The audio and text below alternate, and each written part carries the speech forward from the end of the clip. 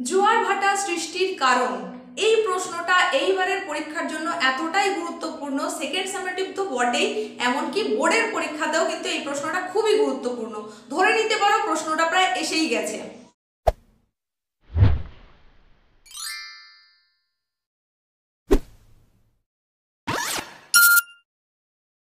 স্নেহের প্রিয় ছাত্রছাত্রীরা, আমি তোমাদের এসপি ম্যাম চলে এলাম নতুন আরো একটা ভিডিও নিয়ে। আজকের এই ভিডিওটা আমার দশম শ্রেণীর সেই সমস্ত ছাত্রছাত্রীদের জন্য যারা এই বছর মাধ্যমিক পরীক্ষা দিতে চলেছে। ভিডিওটা মূলত একটা সাজেশন বা কিছু বাছাইমূলক প্রশ্ন ভিত্তিক বলতে পারো।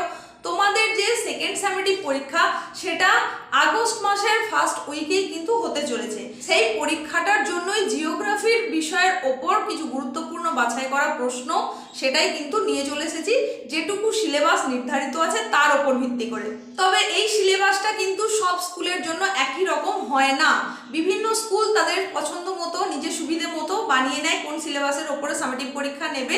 তো তোমাদের সিলেবাস কি থাকছে তার সঙ্গে যদি এটার মিল পাও তাহলে সেখান থেকে প্রশ্নগুলো তোমরা বেছে নেবে কোন কোন প্রশ্নগুলো তোমাদের জন্য গুরুত্বপূর্ণ। সেকেন্ড সামেটিভ পরীক্ষার সিলেবাস হচ্ছে তোমাদের দ্বিতীয় অধ্যায় অর্থাৎ বায়ুমণ্ডল, তৃতীয় অধ্যায় বায়ুমণ্ডল, আর তোমাদের আঞ্চলিক ভূগোলের ভারতের অর্থনৈতিক পরিবেশ যেটা কিনা আছে পঞ্চম অধ্যায়ের। এই তিনটে অধ্যায়ের ওপরে তোমাদের মোট 40 নম্বরের পরীক্ষা হবে, যার জন্য সময় নির্ধারণ থাকবে 1.5 ঘন্টা। আজকের এই ভিডিওতে আমি তোমাদের বায়ুমণ্ডল, বায়ুমণ্ডল আর ভারতের অর্থনৈতিক পরিবেশ এর ওপরে 2 মার্কের প্রশ্ন, 3 মার্কের প্রশ্ন আর গুরুত্বপূর্ণ 5 নম্বরের যে প্রশ্নগুলো সেগুলোই কিন্তু বলে দেব। তার সঙ্গে সঙ্গে কোন কোন জায়গা থেকে পার্থক্য হিসেবে তোমরা কোনগুলো করবে সেটাও বলে দেবো। চলো তাহলে আর একটু দেরি না করে আমরা সেই প্রশ্নগুলো দেখে নিই। বিভিন্ন অধ্যায়ের ওপরে তোমরা গুরুত্বের নিরিখে কোন কোন প্রশ্নগুলোকে খুব ভালো করেই এখন থেকে তৈরি করবে। তোমরা যদি এখন থেকে এই প্রশ্নগুলো খুব ভালো করে তৈরি করে নাও এবং 5 মার্কের আর 3 মার্কের প্রশ্নগুলো যদি সময় ধরে অনুশীলন করো তাহলে কিন্তু তোমার সামেটিভ পরীক্ষা যখন হবে অর্থাৎ আগস্টে গিয়ে যখন হবে তখন তুমি কিন্তু ইজিলি অ্যান্সারগুলো করতে পারবে। তোমাদের প্রথমেই যে প্রশ্নগুলো বলবো সেটা হচ্ছে বায়ুমণ্ডল অধ্যায় থেকে। এটা তোমাদের প্রাকৃতিক ভূগোলের দ্বিতীয় অধ্যায়। এটা একটা বেশ বড় অধ্যায়, তাই এখানে কিন্তু প্রশ্ন সংখ্যা একটু বেশি হবে। প্রশ্ন সংখ্যা বেশি হলেও সেটা অবশ্যই গুরুত্বের নিরিখে বিচার করে নিয়ে আসা এবং বোর্ডের পরীক্ষাকে মাথায় রেখেই কিন্তু তোমাদের জন্য এগুলো বেছে নিয়ে আসা হয়েছে। সুতরাং তুমি এর উপরে আর কাটছাট করতে যাবে না। বায়ুমণ্ডল এটা সেকেন্ড সামেটিভে সব স্কুলের জন্যই কিন্তু থাকবে বলেই আমার মনে হয়। আর এই জায়গায় আমি যে যে প্রশ্নগুলো বলছি সেই প্রশ্নগুলোর সঙ্গে তোমার স্কুলে স্যার বা ম্যাডামের বলে দেওয়া প্রশ্নের যদি মিল পাও তাহলে সেই প্রশ্নগুলো কিন্তু আরও বেশি ভালো করে করবে। মানে আমি বলতে চাইছি তোমাদের ক্লাসটা করানোর সময় কোন কোন প্রশ্নগুলোর ওপরে স্যার বা ম্যাডামরা বেশি জোর দিয়েছেন সেই প্রশ্নগুলো খুব ভালো করে বেশি গুরুত্ব দিয়ে করবে। এখন দেখে নাও প্রশ্নগুলো। প্রথমেই বলবো 2 মার্কের জন্য কোন প্রশ্নগুলো করবে। এই জায়গায় বলে রাখি 2 মার্কের জন্য যে প্রশ্নগুলোর কথা বলবো সেগুলোর মূলত বেশিরভাগই হচ্ছে কাকে বলে বা বলতে কি বোঝো এই ধরনের প্রশ্ন আসে। তো এই প্রশ্নগুলো মোটামুটি 2 থেকে 3 লাইনের অ্যান্সার করলেই হবে। এবার প্রশ্নগুলো বুঝে নাও। বৈপরীত্য উত্তাপ এটা কিন্তু খুব খুব খুব গুরুত্বপূর্ণ প্রশ্ন, এটা খুব ভালো করে করবে।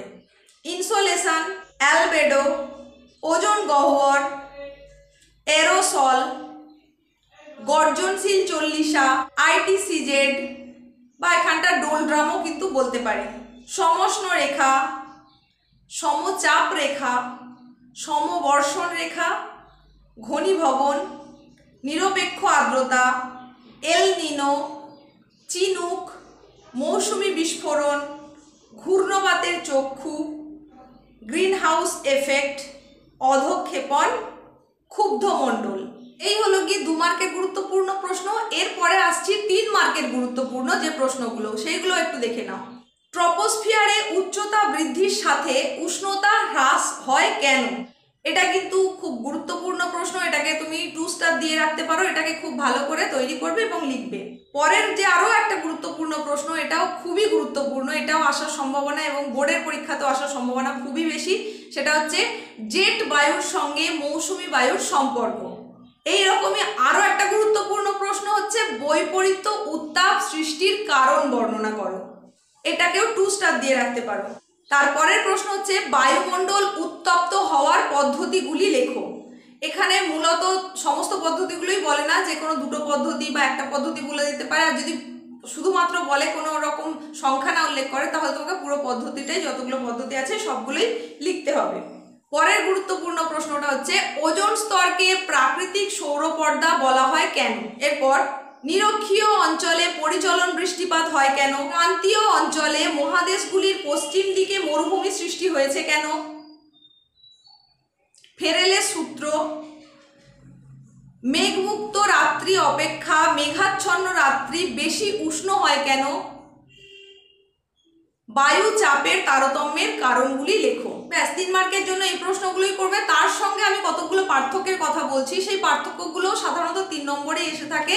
কয়েকটা মাত্র পার্থক্যের কথা বলছি, এগুলো একটু তৈরি করবে, দেখে নাও কোনগুলো। ট্রপোস্ফিয়ার ও স্ট্রাটোস্ফিয়ারের পার্থক্য লেখো।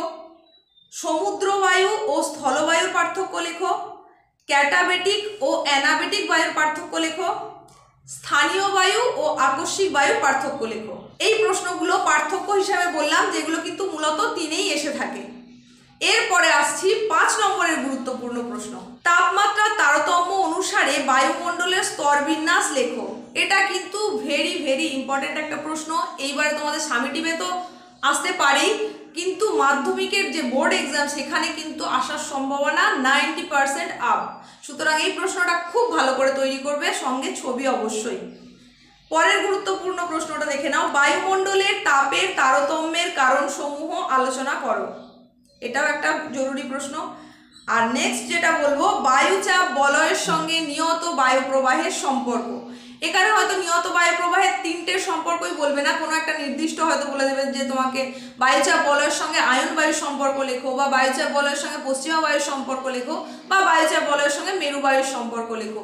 কিন্তু তোমাকে 3টেই তৈরি করতে হবে এবং ছবিটাও খুব ভালো করে অভ্যেস করতে হবে। এরপরে আসছি চিত্রসহ বৃষ্টিপাতের শ্রেণীবিভাগ করে বিবৃত করো। এখানেও তোমাকে 3টে বৃষ্টিপাত সম্পর্কে পড়তে হবে। তো মূলত যে কোনো 1 বা 2 প্রকার বিবৃত করতে বলে, সেখানে পরিচলন বৃষ্টিপাত আর শৈলক্ষেপ বৃষ্টিপাত দুটো মূলত আসে। তোমরা 3টে বৃষ্টিপাতই ভালো করে তৈরি করবে, তার সঙ্গে ছবিটাও করবে। আর স্কুলে যেটা বলেছে নির্দিষ্ট করে যদি কিছু বলে থাকে তাহলে সেটা অতি অবশ্যই আরও গুরুত্ব দিয়ে পড়বে। পরের প্রশ্ন, ভারতের জলবায়ুর প্রধান নিয়ন্ত্রকগুলি আলোচনা করো। ব্যাস, এই হলো বায়ুমণ্ডলের মোট গুরুত্বপূর্ণ 2 নম্বর, 3 নম্বর আর 5 নম্বরের প্রশ্ন বলে দিলাম, যেটা তোমাদের দ্বিতীয় অধ্যায়ের ওপর বললাম। এটা খুবই একটা বড় অধ্যায় এবং গুরুত্বপূর্ণ কিন্তু এই অংশটা, তাই এই জায়গা থেকে প্রশ্নের সংখ্যা একটু বেশি। এরপরে আমরা চলে আসছি বায়ুমণ্ডল, মানে তৃতীয় অধ্যায়। এই অধ্যায়টা একটু ছোট, এখানে প্রশ্নের সংখ্যাও কম। এখান থেকে 2 নম্বরের জন্য যেগুলো পড়বে সেগুলো দেখে নাও। পেরিজি জোয়ার, বান ডাকা, সারাসারি বান, সিজিগি, এল নিনো, লা নিনা, শৈবাল সাগর, হিমশৈল, মগ্নচড়া, সমুদ্র স্রোত। এরপরে চলে আসছি 3 মার্কের প্রশ্নের জন্য। 3 মার্কের প্রশ্নের কয়েকটা বলে দিচ্ছি, সেগুলো একটু দেখে নাও। জোয়ার ভাটার ফলাফল বর্ণনা করো। এটা একটা খুব গুরুত্বপূর্ণ প্রশ্ন, আসার সম্ভাবনা খুবই বেশি। এখানে ফলাফল বলেছে মানে সুবিধা অসুবিধা এগুলো তোমাকে লিখতে হবে। এরপরের প্রশ্ন হচ্ছে 2টি মুখ্য জোয়ারের মধ্যে সময়ের পার্থক্য কত হয় এবং কেন? আর তারপরের প্রশ্ন, প্রতিদিন একই সময়ে জোয়ার ভাটা হয় না কেন? ব্যাস, 3 মার্কের জন্য এই অধ্যায় থেকে এই 3টে প্রশ্নই করবে। তার সঙ্গে পার্থক্য বলে দিচ্ছি, যেগুলো কিন্তু 3 মার্কেরই প্রশ্ন। সেটা করবে সমুদ্র স্রোত ও সমুদ্র তরঙ্গের পার্থক্য, মুখ্য জোয়ার ও গৌণ জোয়ারের পার্থক্য। এই হলো 3 মার্কের প্রশ্ন। এরপরে চলে আসছি 5 মার্কের প্রশ্ন। জোয়ার ভাটা সৃষ্টির কারণ বর্ণনা করো। এই প্রশ্নটা ভেরি ভেরি ইম্পর্টেন্ট। বোর্ডের পরীক্ষার জন্য প্রায় ধরে নিতে পারো এই প্রশ্নটা এসেই গেছে। তোমরা এখন থেকেই এটা লিখে লিখে এমনভাবে তৈরি করো যেন সেন্টারে বসে প্রশ্ন হাতে পেয়ে একবার দেখেই সঙ্গে সঙ্গে সুন্দর করে লিখে দিতে পারো। এর পরের গুরুত্বপূর্ণ প্রশ্নটা দেখে নাও। সমুদ্র স্রোত সৃষ্টির কারণ বা নিয়ন্ত্রকগুলির বিবরণ দাও। এটাও খুব গুরুত্বপূর্ণ একটা প্রশ্ন, এটাকেও খুব ভালো করে তৈরি করবে। মূলত এটা 5 মার্কের যখন প্রশ্নটা আসবে তখন তোমাকে তাহলে অন্তত 5টা নিয়ন্ত্রক লিখতেই হবে। আর যদি উল্লেখ করে দেয় কতগুলো লিখতে হবে তাহলে সেই পর্যন্তই তোমরা লিখবে। এর পরের প্রশ্নটা দেখো, পূর্ণিমার জোয়ার অপেক্ষা অমাবস্যার জোয়ার অধিক শক্তিশালী হয় কেন? ব্যাস, তৃতীয় অধ্যায় বাড়িমণ্ডল থেকে এই প্রশ্নগুলো করলেই হবে। এরপরে তোমাদেরকে বলবো তোমাদের যে পঞ্চম অধ্যায় রয়েছে অর্থনৈতিক ভূগোলের, ভারতের অর্থনৈতিক পরিবেশ, এখান থেকে কিছু বাছাই করা প্রশ্নের কথা বলবো। তো তোমাদের সেকেন্ড সামেটিভে মূলত যে অংশগুলোর ওপরে পরীক্ষা হবে সেটা হচ্ছে কৃষি, শিল্প, জনসংখ্যা, পরিবহন আর যোগাযোগ। এই অংশগুলোর ওপরে সেকেন্ড সামেটিভ পরীক্ষা হওয়ার কথা। এবার তার নিরিখে বেছে নিয়ে আসা গুরুত্বপূর্ণ প্রশ্নগুলো এখন বলছি, সেটা দেখে নাও। 2 মার্কের জন্য এই অধ্যায় থেকে তোমরা এই অংশগুলো থেকে যে প্রশ্নগুলো দেখে নেবে সেটা দেখো। জীবিকা সত্তাভিত্তিক কৃষি, জায়িদ শস্য, মিলেট, বাগিচা কৃষি, কৃষি বনসৃজন, বিশুদ্ধ কাঁচামাল, উদীয়মান শিল্প, অনুসারী শিল্প, তথ্য প্রযুক্তি শিল্প, টিস্কো, ভারী ইঞ্জিনিয়ারিং শিল্প, জনবিস্ফোরণ, নগরায়ন, মহানগর, আদমশুমারি, কাম্য জনসংখ্যা, জনঘনত্ব, আউটসোর্সিং, বন্দরের পশ্চাৎভূমি, সোনালী চতুর্ভুজ, উত্তর দক্ষিণ করিডর, ধারণযোগ্য উন্নয়ন। ব্যাস, এইগুলো 2 মার্কের প্রশ্ন হিসাবে করবে। কাকে বলে বা বলতে কি বোঝায়, সাধারণত এইভাবে আসে প্রশ্নগুলো। এরপরে দেখে নাও 3 মার্কের কোনগুলো দেখবে। প্রথমেই যেটা বলবো সেটা হচ্ছে ভারতীয় কৃষির 3টি বৈশিষ্ট্য উল্লেখ করো। এই প্রশ্নটা খুব ভালো করে তৈরি করবে। তারপরে ভারতীয় কৃষিতে জলসেচের প্রয়োজনীয়তা, এই প্রশ্নটাও 2 স্টার দিয়ে রাখতে পারো, খুবই গুরুত্বপূর্ণ একটা প্রশ্ন, খুব ভালো করে তৈরি করবে। এরপরে আসছি সবুজ বিপ্লবের সুফল কুফল বর্ণনা করো। এটা 3 মার্কের যদি আসে তাহলে তুমি 3টে করে, সুফলের 3টে, কুফল 3টে লিখে দেবে। এরপরে দুর্গাপুরকে ভারতের রুড় বলা হয় কেন? তারপর আহমেদাবাদকে ভারতের ম্যানচেস্টার বলা হয় কেন? তারপর ভারতের তথ্য প্রযুক্তি শিল্পের উন্নতির কারণ বর্ণনা করো।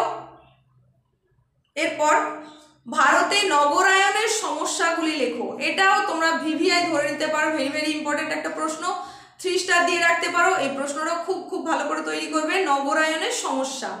এরপর ভারতের নগর গড়ে ওঠার কারণগুলি উল্লেখ করো। আর 3 মার্কের প্রশ্ন হিসাবে এখান থেকে পার্থক্য হিসাবে করবে খারিফ শস্য ও রবি শস্যের পার্থক্য লেখো। এই অংশ থেকে 5 মার্কের জন্য যে প্রশ্নগুলো করবে সেগুলো একটু দেখে নাও। ভারতে ধান, গম, চা, কফি উৎপাদনের অনুকূল পরিবেশ আলোচনা করো। এই যে তোমাদের বললাম 4টের কথা, ধান, গম, চা, কফি, তাহলে কি 4টেই পড়বে? না, যে কোনো একটা আসে সাধারণত। তবে এই বছরের বোর্ড এক্সাম হিসাবে বলতে পারি কফিটা আসার সম্ভাবনা কিন্তু খুবই বেশি। তোমাদের স্কুলে কোনটার উপর বেশি জোর দিয়েছে সেটা সামেটিভের জন্য তৈরি করবে। তো এই জায়গাটায় খুব বেশি তফাৎ হয় না, প্রায় পয়েন্টগুলো সব একই থাকে। এখানে উষ্ণতা, বৃষ্টিপাত বা মৃত্তিকার ধরন, ভূমির ঢাল, এই জায়গাগুলো একটু তফাৎ থাকে বিভিন্ন চাষের ক্ষেত্রে, কিন্তু পয়েন্টগুলো তোমাদের একই থাকে। আর মূলত প্রাকৃতিক পরিবেশটাই আসে, অনুকূল প্রাকৃতিক পরিবেশ। তো তোমরা এটা একটা ছকের মতন করে তৈরি করে নেবে। এর পরের প্রশ্ন, পাঞ্জাব ও হরিয়ানায় কৃষি সমৃদ্ধির কারণ আলোচনা করো। তারপর পূর্ব ও মধ্য ভারতে লৌহ ইস্পাত শিল্পের কেন্দ্রীভবনের কারণ বর্ণনা করো। পরের প্রশ্ন, ভারতের পশ্চিমাঞ্চলে পেট্রোরাসায়ন শিল্পের কেন্দ্রীভবনের কারণ কি? তারপরের প্রশ্ন, ভারতে অসম জনবন্টনের কারণগুলি লেখো। এই ছিল তোমাদের সেকেন্ড সামেটিভ পরীক্ষার জন্য গুরুত্বের নিরিখে বেছে নিয়ে আসা গুরুত্বপূর্ণ প্রশ্ন, যেটা কিন্তু বোর্ড এক্সামকে মাথায় রেখেই তৈরি করা, এবং স্কুলের পরীক্ষার জন্য তো অবশ্যই গুরুত্বপূর্ণ, কারণ স্কুলে সামেটিভ যেটা নেওয়া হবে সেটাও কিন্তু তোমার ওই বোর্ডের পরীক্ষাকে মাথায় রেখেই সেই অনুযায়ী প্রশ্ন সেট করা হয়। তাই এই প্রশ্নগুলোর উপরে নিজে নিজে আর কোনো কাটছাট করতে যাবে না, এই প্রশ্নগুলোকে খুব ভালো করে তৈরি করবে। যারা খুব ভালো মার্কস পেতে চাও তাদের জন্য বলছি বারবার করে এগুলো লিখে অভ্যাস করবে। যে জায়গাগুলো ছবি আঁকা সম্ভব সেখানে অবশ্যই ছবি দেবে। তোমাদের এই যে সাজেশনটার কথা বললাম সেকেন্ড সামেটিভের জন্য, এর বেশ কিছু প্রশ্নের কিন্তু অ্যান্সার করে দেওয়া রয়েছে এই চ্যানেলেই, অনেকগুলো ভিডিও এখানে রয়েছে, তোমরা সেগুলো দেখে নিতে পারো। আর তোমাদের এই বায়ুমণ্ডল, বাড়িমণ্ডল, এই সমস্ত অধ্যায়গুলো থেকে কিন্তু এমসিকিউ, এসএকিউ প্রশ্ন চ্যানেলে আগে থেকেই আপলোড করা আছে, তোমরা সেগুলোও দেখে নিতে পারো যদি এখনো দেখে না থাকো। আর তোমরা যারা একেবারে নতুন প্রথম এসেছো চ্যানেলে, যদি তোমার ভালো লেগে থাকে তাহলে চ্যানেলটাকে অবশ্যই সাবস্ক্রাইব করে পাশে থেকো। আর যদি গুরুত্বপূর্ণ ভিডিওগুলো পেতে চাও বা পরবর্তীতে আসা গুরুত্বপূর্ণ ক্লাস বা এরকম সাজেশন যদি পেতে চাও তাহলে তোমাদেরকে কিন্তু চ্যানেলটাকে অবশ্যই সাবস্ক্রাইব তো করতেই হবে, তার সঙ্গে সঙ্গে পাশে থাকা নোটিফিকেশন বেল আইকনটাকেও অল করে দিতে হবে। আজকের এই ভিডিওটা তোমাদের কেমন লাগলো সেটা কমেন্ট বক্সে অবশ্যই লিখে জানিও। যদি তোমাদের ভালো লেগে থাকে তাহলে লাইক করে দিও, শেয়ার করে দিও। আজকে আর বাড়াচ্ছি না, এখানেই শেষ করছি। পরবর্তীতে গুরুত্বপূর্ণ অধ্যায় ভিত্তিক সাজেশন নিয়ে চলে আসছি, তার সঙ্গে নিয়ে আসবো গুরুত্বপূর্ণ ক্লাসের ভিডিও। তাই চ্যানেলের পাশে থাকো, সঙ্গে থাকো, দেখতে থাকো।